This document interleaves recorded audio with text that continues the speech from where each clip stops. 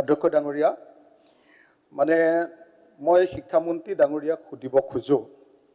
যে যোৱা 5টা বছৰ আমি ইয়াত বিধায়ক হলো মন্ত্ৰী হলো একচুয়ালি আমি বিদ্যালয় শিক্ষাৰ কাৰণে আজি বিদ্যালয় শিক্ষা একচুয়ালি আমি কি কৰিব পাৰিলো তেখেতে এবাৰ কেতিয়াবা ভাবি চাইছেনে আমাৰ গোটেই অসমত যিমান স্কুল আছে এলপি স্কুল বিলাকত কোবাত 5টা ক্লাছ কোবাত 6টা ক্লাছ শিক্ষক আছে কোবাত এজন কোবাত দুজন আপুনি নিজে ভাবি চাওক আমি সকলোৱে ভাবি চাওক এটা কথা যে য'ত 5টা বা 6টা ক্লাছ থাকে তাত যদি দুজন বা এজন শিক্ষকে গোটেই ক্লাছবিলাক একেলগতে পঢ়ুৱাবলগীয়া হয় সেইটো কোবাত শিক্ষা ব্যৱস্থা এটা চলি থকা বুলি ক'ব পাৰিনে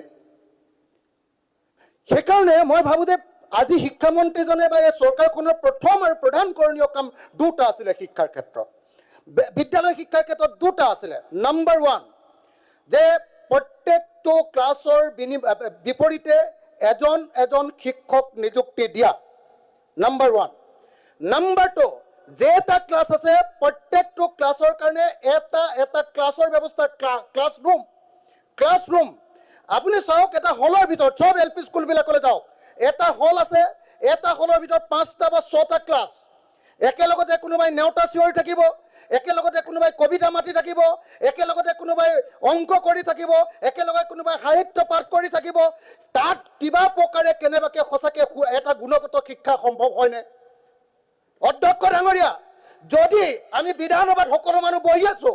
কিন্তু এই আইন প্ৰণয়নবিলাকে আমাৰ ছাত্ৰ ছাত্ৰীসকলক প্ৰকৃত শিক্ষা দিবৰ কাৰণে কোনো ব্যৱস্থা কৰিব নোৱাৰো তেতিয়াহ'লে আমি এই বিধানসভাত অহাৰ কি অৰ্থ আছে অধ্যক্ষ ডাঙৰীয়া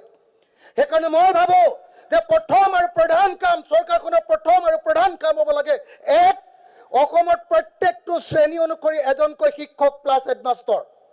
হেড টিচাৰ এক নম্বৰ 2 প্ৰত্যেকটো শ্ৰেণীৰ কাৰণে এটা শ্ৰেণী কোঠা নম্বৰ 2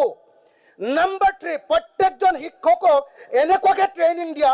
যাতে ইণ্টাৰনেশ্যনেল ষ্টেণ্ডাৰ্ডত আমাৰ এলপি স্কুলবিলাকত পঢ়াব পাৰে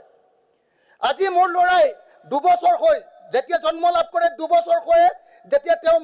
মোবাইলটো খুলি লয় আমেৰিকাৰ শিক্ষা চাই থাকে আমেৰিকাত স্কুল কেনেকৈ চলিছে আৰু যেতিয়া আমাৰ স্কুললৈ যায় অংগনবাদী কেন্দ্ৰটোলৈ যায় অথবা আমাৰ এলপি স্কুলখনলৈ যায় য'ত মজিয়াখনো ভগা ওপৰৰ পৰা পানী পৰি আছে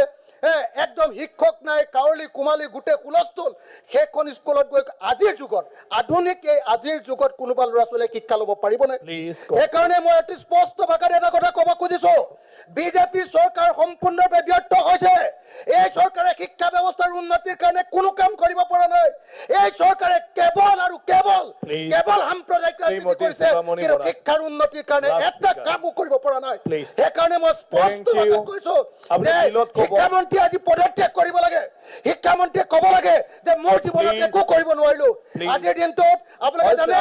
ড্ৰপ আউট ৰেটৰ ক্ষেত্ৰত ছেকেণ্ডাৰীত ড্ৰপ আউটত গোটেই ভাৰতৰ ভিতৰত আমি 1 নম্বৰ আমাৰ ল'ৰা ছোৱালী আটাইতকৈ বেছি আধাতে স্কুল এৰি দিয়ে আটাইতকৈ বেছি এলপি স্কুলৰ ক্ষেত্ৰত আমাৰ ড্ৰপ আউটৰ ক্ষেত্ৰত আমি 4 নম্বৰ গোটেই ভাৰতবৰ্ষৰ ভিতৰত এনেকুৱা অৱস্থা আমাৰ শিক্ষা ব্যৱস্থা চলি আছে সেইকাৰণে মই দাবী উত্থাপন কৰিব খোজো